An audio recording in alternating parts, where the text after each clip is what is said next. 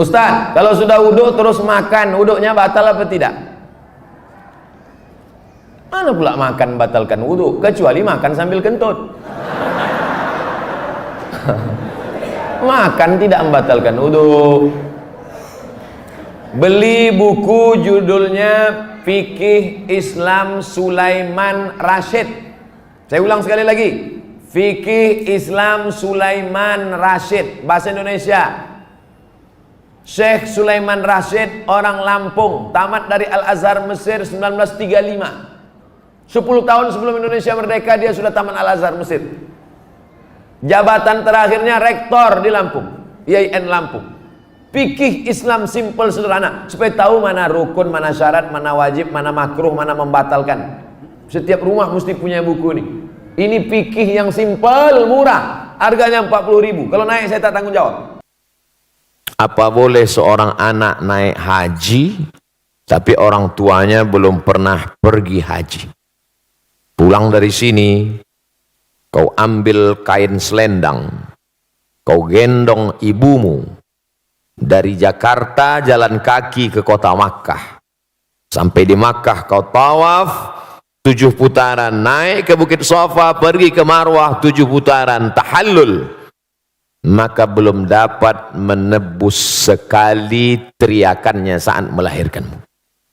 Oleh sebab itu yang punya uang, senangkanlah hati orang tua. Buatlah ibumu seperti raja, maka rezekimu akan seperti raja-raja.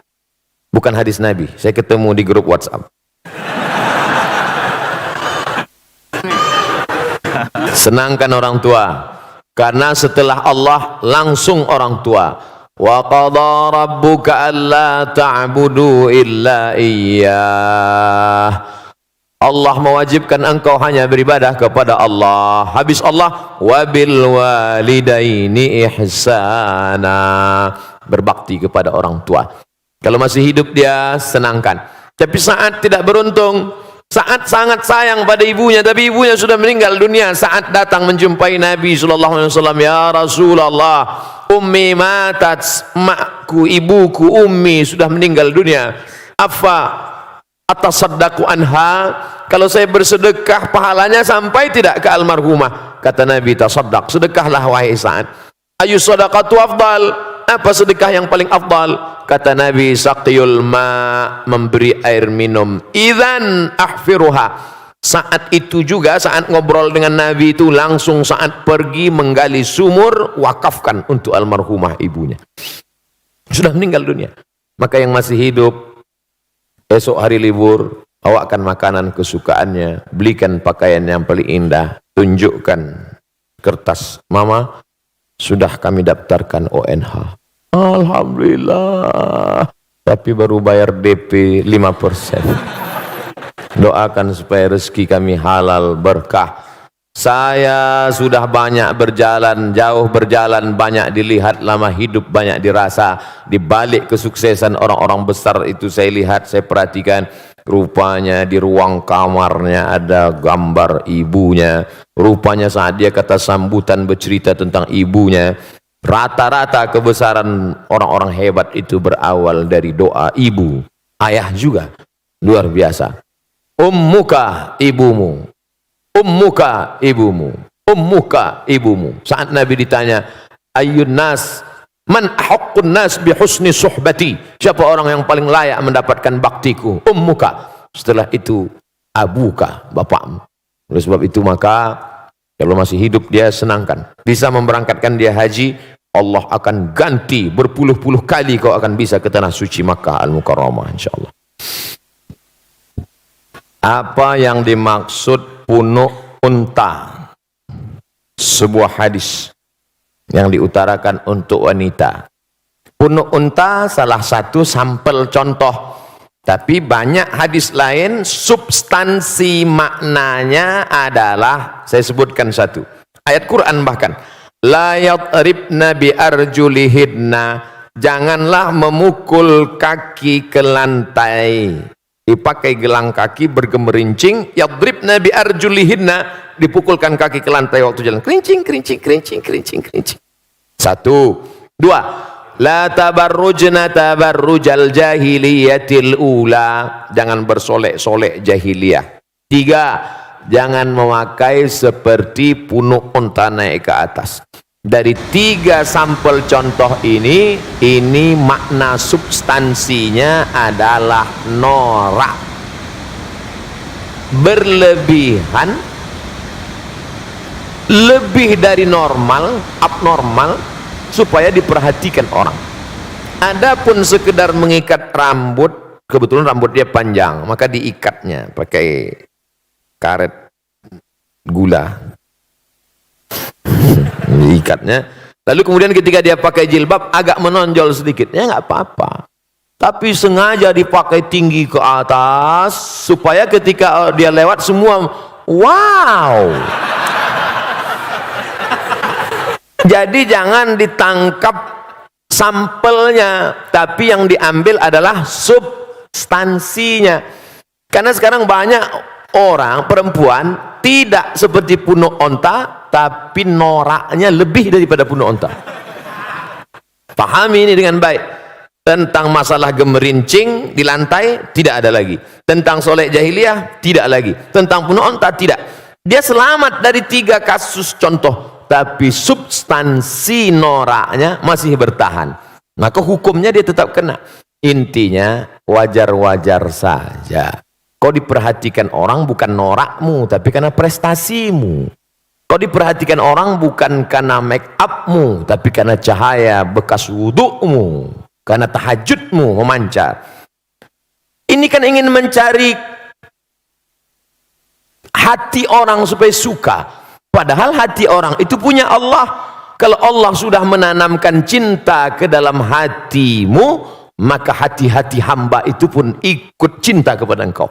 Oleh sebab itu maka raihlah cinta Allah dengan tahajud, raihlah cinta Allah dengan baca Quran dan zikir, bukan dengan yang semu, bukan dengan yang hilang. Karena kita akan capek melelahkan diri sendiri hanya dengan kepalsuan-kepalsuan. Kenapa dia bercahaya wajahnya? Bekas wudhu. Masya Allah. Emang saya tayamum? Artinya kita tetap beramal, berdoa, biarlah orang suka, karena Allah menanamkan suka itu, bukan karena dibuat-buat. Karena sesuatu yang dibuat-buat kita akan lelah, capek sendiri. Normal saja, apa adanya. Saya baru mu'allab 3 bulan, alhamdulillah. Antum saudara saya dalam la ilaha illallah.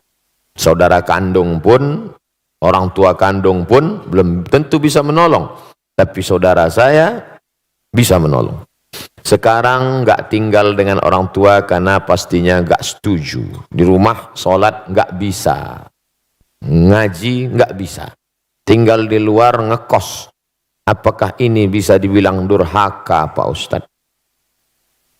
Supaya bisa ngaji, sholat dan lain-lain, saya harus tinggal di luar. Pertanyaan ini sepertinya sedang mengajarkan Abdul Somad dan kita semua betapa kita selama ini tak mensyukuri nikmat bisa ngaji, bisa sholat, tapi nggak ngaji dan nggak sholat. Harus ngekos hanya untuk ngaji dan sholat. Kadang banyak yang kita sangka tak nikmat, padahal kita sudah dapat nikmat besar. Baik, saya jawab. Wa in jahadaka ala an tusyrika bima laisa laka bihi ilmun. Kalau orang tuamu itu memaksamu untuk mempersekutukan aku, kata Allah, fala tuti'huma, jangan kau patuh pada mereka berdua. Ini dalil engkau boleh ngekos, saudaraku. Karena kalau kau tetap di situ, dia akan paksa. Maka kata Allah, fala tuti'huma, jangan kau patuh dengan dia. Tapi ayat itu belum potong, baca ujungnya. Wa sahibhuma fid dunya ma'rufa, tetaplah engkau berinteraksi, berbakti kepada mereka. Kontradiktif. Bagaimana mungkin saya sudah tinggalkan rumah tapi saya tetap silaturahim? Engkau tinggalkan karena niatmu supaya bisa sholat, supaya bisa ngaji, maka ngekos, tapi silaturahim jangan putus. Mama, papa, apa kabar? Sudah makan pagi? Sehat? Mau dia balas caci maki, sumpah serapah, anggap itu bagian cara Allah menghapuskan dosa, cara Allah mengangkat derajat, cara Allah melatih hati. Jangan pernah berhenti, tiap pagi, tiap hari doakan dia. Tapi untuk mempertahankan supaya bisa sholat, supaya bisa ngaji. Mudah-mudahan Allah berikan hidayah sehingga sampai masanya nanti. Sulitkah bagi Allah? Tak ada yang sulit. Qalbul mu'min baina asabi'ir rahman. Hati manusia ini di jari jemari Allah, di jari jemari kuasa kudrat iradat Allah SWT. Insya'a, kalau dia mau dia buat begini, kalau dia mau dia buat begini. Lalu kenapa tidak dia kasih saja hidayah semua Pak Ustaz? Kalau semua dia kasih hidayah, lalu kita dapat apa? Ayyahdiyallahu bika rajulan wahidan. Satu orang dapat hidayah karena mulutmu, karena SMS-mu, karena share-mu, karena statusmu, khairum min humurin na'am. Lebih baik daripada kau memiliki seekor onta yang merah. Pernah Bapak Ibu kawan-kawan lihat onta warna merah? Onta itu kuning, hitam yang jarang-jarang mandi. Dan ada onta merah. Onta merah, onta yang bulunya kemerahan seperti brown, seperti itu mahogani, adalah onta termahal yang unik. Maka orang yang tak dapat, dia dapat.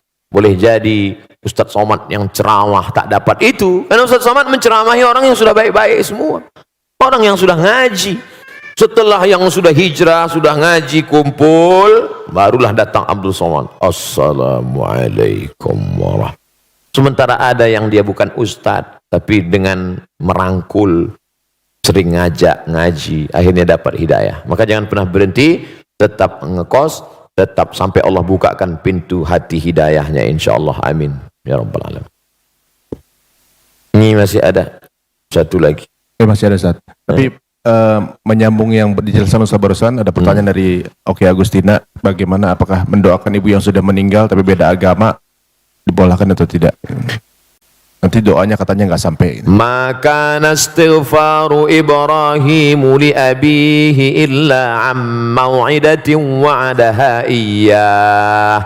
Nabi Ibrahim memohonkan ampun doa untuk bapaknya Azar yang beda agama itu hanya sekedar janji saja, karena dia dulu pernah berjanji. Waktu Ibrahim mengajak Azar, nama bapaknya Azar, hai ayahku Azar, sembahlah Allah. Apa kata Azar? La illam tantahi, kalau kau tidak berhenti menceramahi aku, la arjumannaka, akan ku lempar kau pakai batu, wahjurni maliya, tinggalkan aku. Apa kata Ibrahim menjawab? Sa'astaghfirulaka rabbi, aku akan mintakan ampun engkau kepada Allah. Dia sudah janji, dan janji adalah hutang. Falamma tabayyana lahu annahu aduwwul lillah, setelah jelas bagi Ibrahim bahwa bapaknya itu musuh Allah, tak beriman kepada Allah, tabarra'a minhu, dia melepaskan diri, artinya tak dia doakan. Kalau masih hidup boleh didoakan. Dalilnya Nabi mendoakan, Allahumma hdi qaumi fa innahum la ya'lamun, berikan mereka hidayah karena mereka tak tahu.